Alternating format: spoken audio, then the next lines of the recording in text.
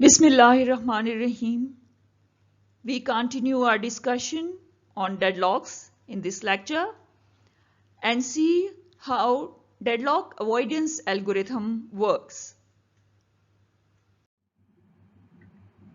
We will continue our discussion in this lecture from methods for handling deadlock and deadlock avoidance method will be continued here. Now we enhance the resource allocation graph. Here I introduce another edge. As I mentioned in previous lecture that there is another edge besides request and assignment edge. This new edge is called as claim edge that directs from process to resource, but it is drawn as a dashed edge. Otherwise, it would be same as a request edge. When claim is being requested by the process, so the claim edge is converted to a request edge. And when the request has been granted, so the request edge will then be converted to assignment edge. When a resource has been utilized and released by the process, the assignment edge then goes back to claim edge. As mentioned earlier, deadlock avoidance requires some information in advance. So the claim to resources should be submitted before a process starts execution.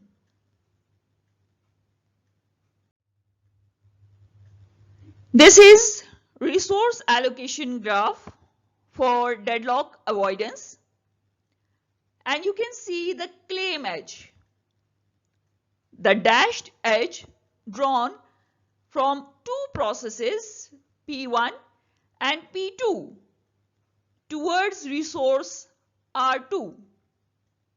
That means process P1 and P2 in advance has informed operating system that they would require resource R2 in future.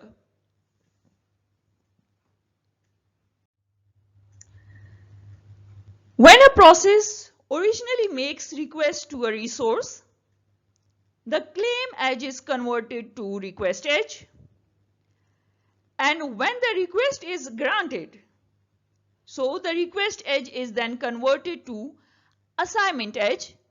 As you can see here, let me highlight it.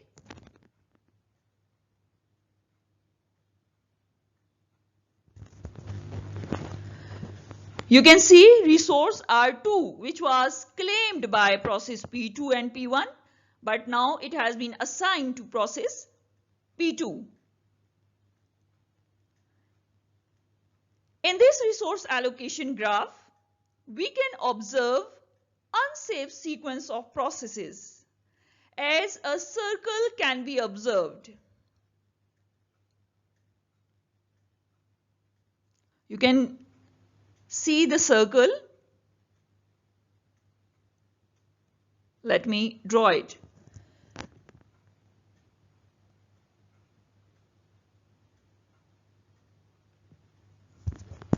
P1 is waiting for a resource held by P2. P2 is waiting for a resource held by P1. So, a circle can be seen.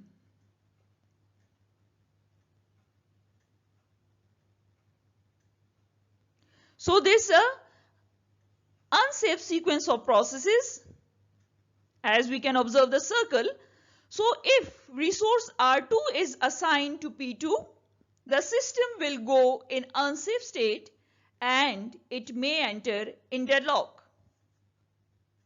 But if the same resource R2 would have been assigned first to process P1, the system would have remained in safe state and there would have never been a deadlock since they would never make a circle.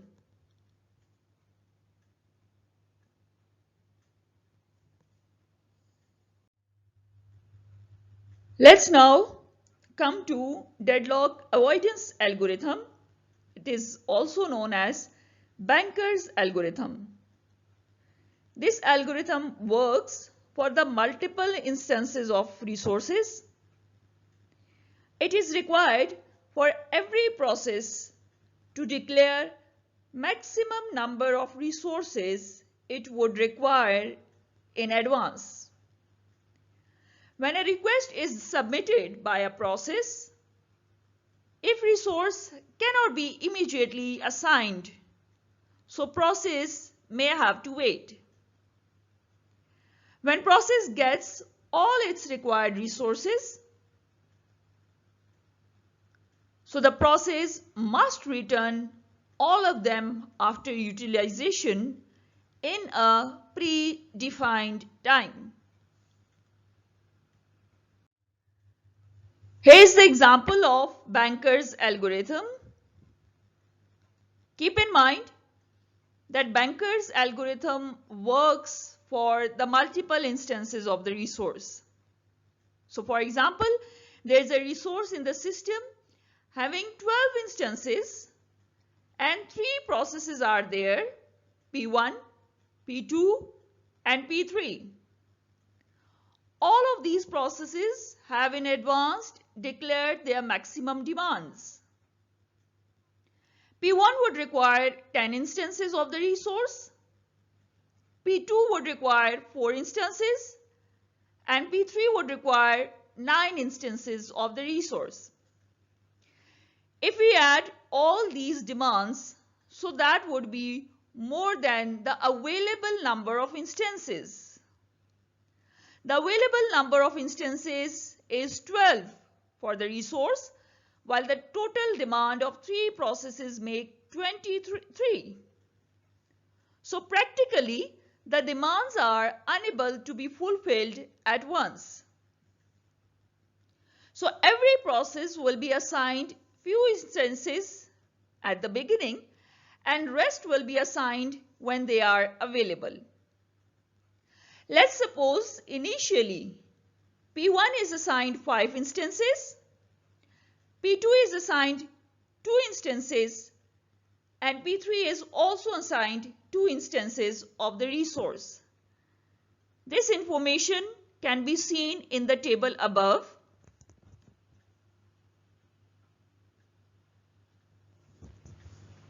So the highlighted table would give you these assignment information. Now let's see how operating system ensures a safe sequence and when the sequence goes unsafe. As you can see in the table as highlighted, the remaining needs are mentioned after initial assignments to processes. And the remaining instances of the resources is also mentioned. System have 3 available instances of the resources which can still be distributed among processes. So, if process P1 is further given 1 resource, its remaining request would reduce to 4. See the first assignment sequence.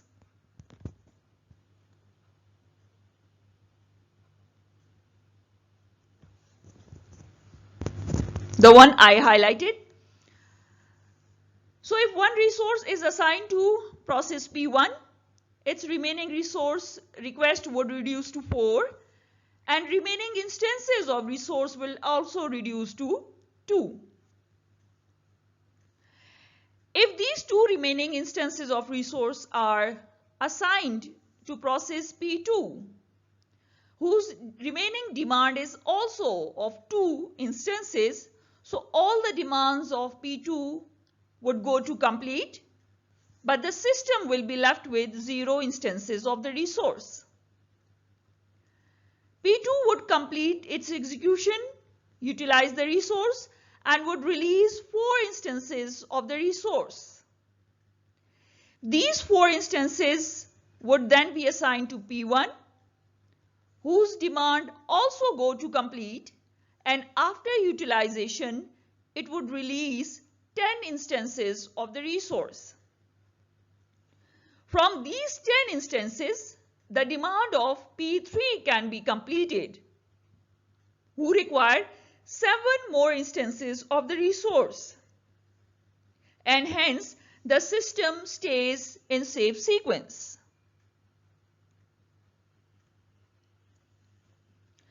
But on the contrary, if you see the table below, let me highlight it.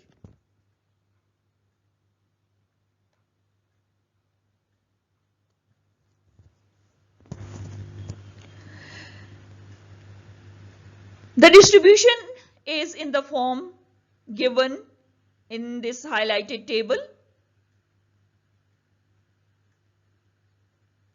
P3 has been assigned one resource whose demand reduces to 6, and system has 2 further available resources.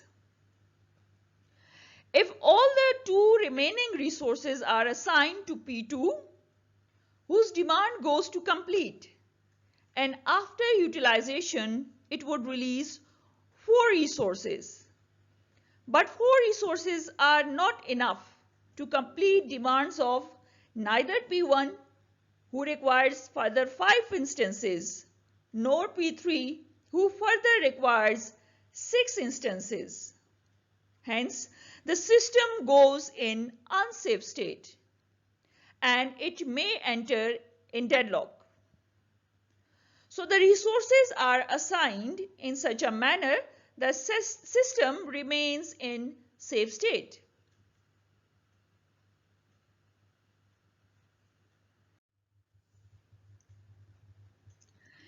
Deadlock detection works to look for circular weight in the resource allocation graph.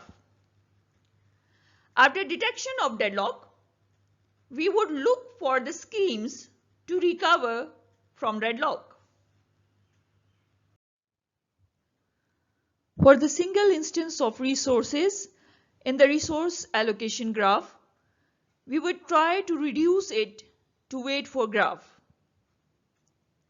The corresponding wait for graph is developed from resource allocation graph by eliminating resources and connecting processes, such as process Pi is waiting for a resource held by process Pj. So an edge from Pi to Pj will be drawn. Then circles in the wait for graph will be detected to check if the system is in deadlock or live lock.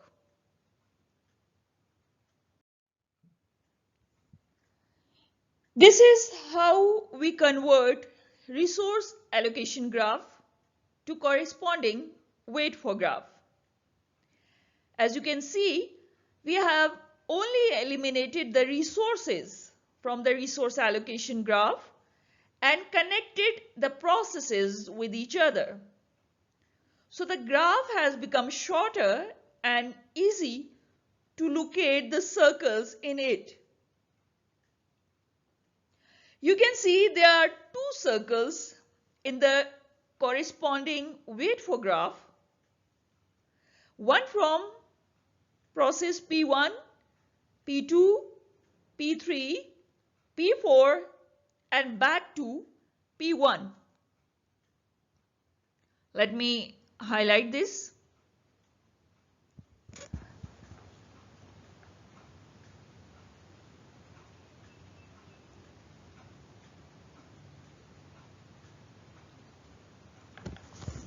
So, first circle involving 4 processes and another circle is between P1, P2, P4 and back to P1.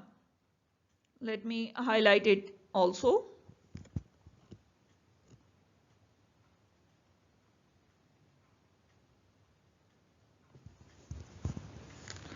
So these are the two circles which you can easily draw.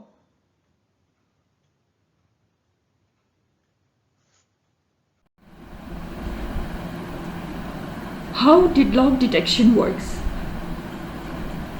Now you have to look for the resource allocation graph and find the circles in them. If you find single instance of resource within the resource allocation graph, then simply you would have to draw its respective weight for graph. And if you find multiple instances of resource within the resource allocation graph that are stuck in deadlock, then you are going to use the same Banker's algorithm that we discussed in the previous slides. I hope you have understood the algorithm and I do not need to repeat it again here.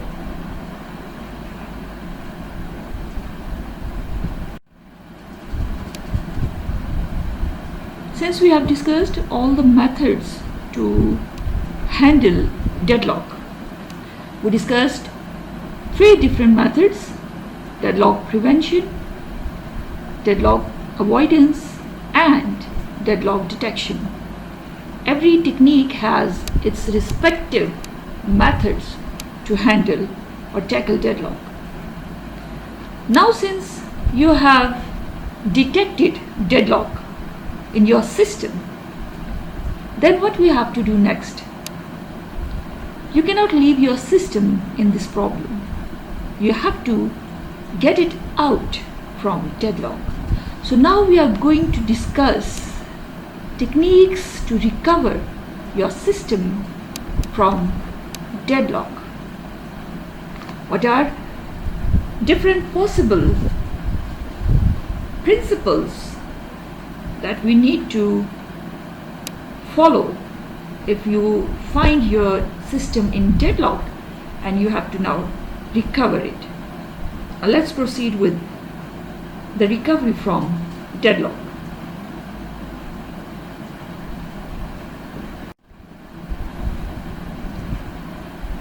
Now let's talk about how we can recover our system from deadlock.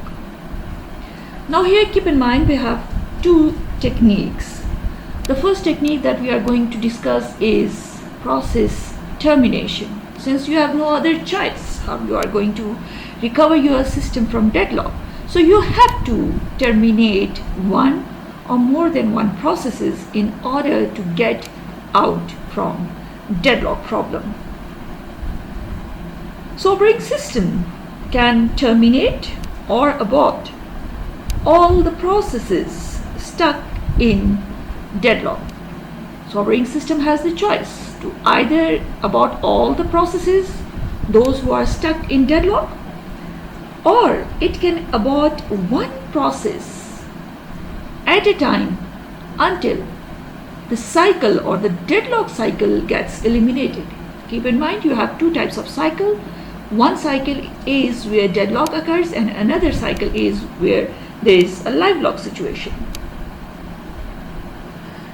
Now the question is, if many processes are stuck in deadlock, so which process should be first terminated? So you have to make a selection or choose among so many processes a single one which have to be aborted first. This selection of process as victim can be done using different ways. For example, some of the techniques or the selection of victim can be done using some of these parameters. Keep in mind, operating system performs any of this selection. So operating system, first technique can be, operating system can check the priority of the process.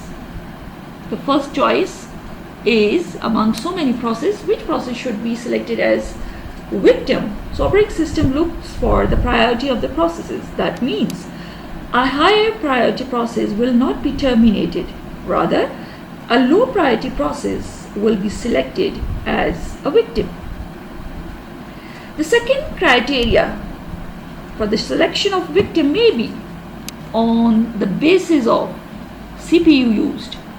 That means how long process has computed, how much longer it has used a CPU to perform its execution, and how much more time it requires on CPU. That means here CPU time use is selected as the point where processes can be aborted. How much time a process has spent on CPU and how much more time it requires on CPU. If it has spent more time on CPU and requires less time further on CPU, so terminating such a process may be expensive. The next criteria may be on the basis of the resources used by the process. How many resources it has already utilized and how much more resources it would require to complete its execution. How many more resources it would need to complete further. If a process has used less number of resources and requires a lot of more resources to complete its execution, so terminating such a process would be less harmful as compared to the one who has used more number of resources and requires less number of resources for its completion. Then operating system may have to decide if the process is interactive or batch. So another selection criteria for the selection of victim can be if the process is interactive or batch. Terminating an interactive process may be expensive as compared to terminating a batch process. As process when comes again would again require interaction from the user in case of interactive, while the batch processes do not require interaction. So operating system has to decide how many processes will require to be terminated. How many? If one process is enough to get out of the deadlock situation, or it would require more than one processes to be eliminated in order to recover your system from deadlock. So then operating system has to decide either single process enough or more than one process has to be terminated in order to get your system recovered from deadlock. So this is the first choice. If you have to recover your system from deadlock, first technique is the process termination. Either operating system can abort all the stuck processes or it can abort one by one in order to get your system out of the deadlock. Now the second technique for a recovery from the deadlock is resource preemption.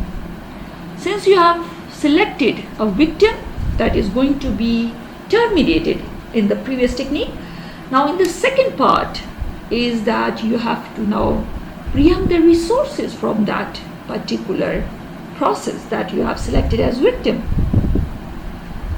Since for the recovery from deadlock, operating system has to terminate few processes. That means all their held resources will be preempted. So the victim selection is made on the criteria discussed in the previous slide.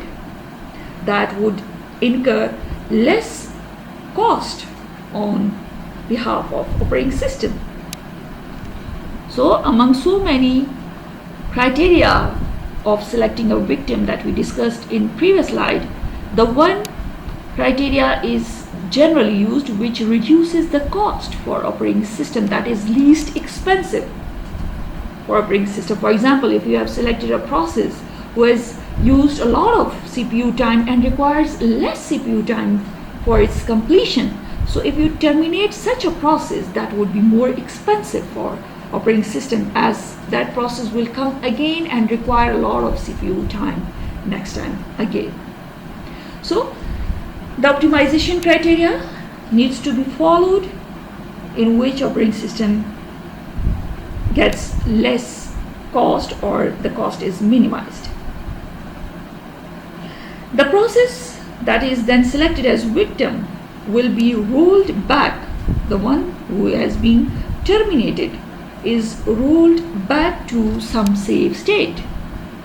Victim process, when it is terminated, is rolled back to some safe state, and it would restart all its operations again.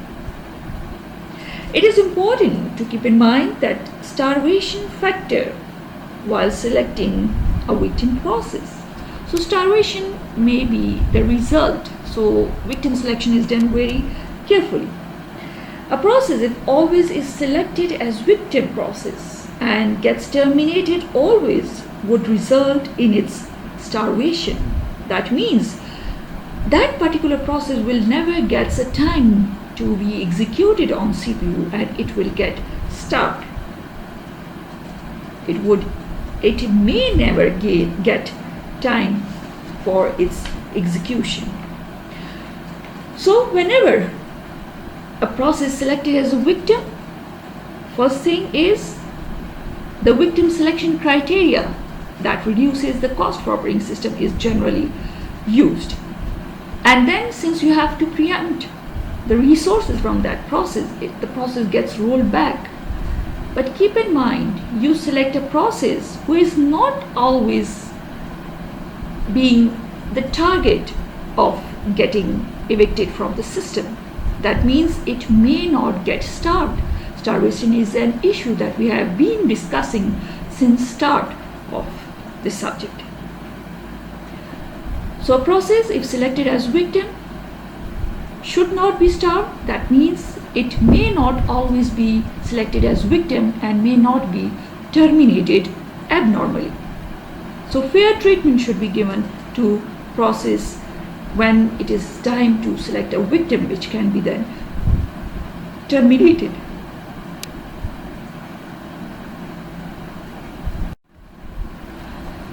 That is all for now. This is the end of Deadlock chapter. In this chapter, we discussed a problem which is deadlock. Deadlock means when there is a situation in which more than one processes are stuck for resources. They are stuck in such a manner that every process is waiting for a resource held by the other process, and they are not willing to release their own resources. So in such a situation, no process going ahead and neither leaving other process to continue its execution, and your system comes in a deadlock. Then we discussed how we draw deadlock situation diagrammatically. We discussed different characteristics of a deadlock. 4 conditions or 4 factors needs to be present in your system if a deadlock has to occur. The 4 necessary conditions for deadlock are mutual exclusion, hold and wait, no preemption, and circular wait. Generally, the circular wait is drawn in resource allocation graphs in order to detect deadlock and then apply different methods to handle it. We also discussed different techniques or methods to handle deadlock.